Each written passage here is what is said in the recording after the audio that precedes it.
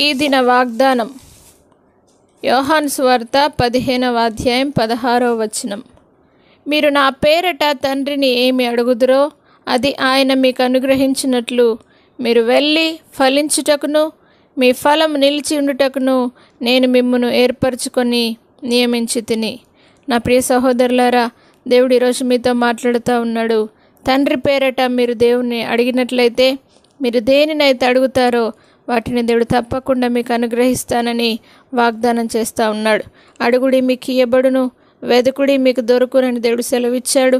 మీరు ఫలించి ఫలము పొందినట్లు ఆ ఫలములో నిలిచి ఉండినట్లు దేవుడు మిమ్మల్ని ఏర్పాటు చేసుకొని నియమించి ఉన్నాడు. కాబట్టి ఆయనను అడగండి, మీ ప్రతి అవసరతలు దేవుడు తన మహిమలో తీరుస్తానని దేవుడు సెలవిస్తూ ఉన్నాడు.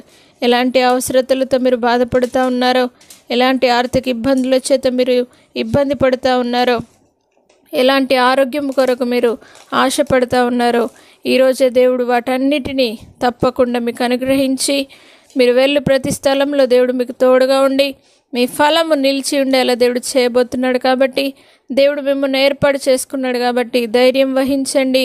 ఈ వాగ్దానము మీ జీవితంలో దేవుడు నెరవేర్చి ఆశీర్వదించి కాపాడునుగాక. ప్రార్థన. పరిశుద్ధుడా, నమ్మదగిన దేవా, మీరు నా పేరట తండ్రిని ఏమి అడిగినను తప్పకుండా నేను ఇస్తానని సెలవిచ్చిన దేవుడు, మీరు ఇచ్చే దేవుడుగా మీరు మాకున్నందుకు నీకు వందనాలు. దేవానికి స్తోత్రం వేసి ప్రతి ఒక్కరూ మిమ్మల్ని అడిగి మీ నుండి ప్రతిదీ పొందుకునేటకు సహాయమును చేయండి. ఏ విషయాల కోసమైతే చాలా రోజులు అడుగుతూ ఉన్నారో వాటన్నిటిని ప్రతి ఒక్కరికి మీరు అనుగ్రహించండి. దేవ, ప్రతి ఒక్కరు ఫలించి దేవ వారి ఫలము నిలిచి ఉండేలా చేసి వారిని ఆశీర్వదించి నీ సన్నిధి చేత నింపి అద్భుత కార్యాలు వారి జీవితంలో జరిగించండి.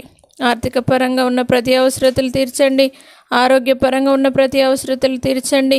దేవా, ఏ సమస్యల చేత వారు బాధపడుతున్నారో ఆ సమస్యలన్నింటినీ మీరు తీర్చి అద్భుతము చేయమని యేసు పరిశుద్ధ నామమును బట్టి అడిగి వేడుకుంటున్నాము తండ్రి. ఆమేన్. దేవుడు మీ అవసరతలు తప్పక తీర్చి ఉన్నాడు.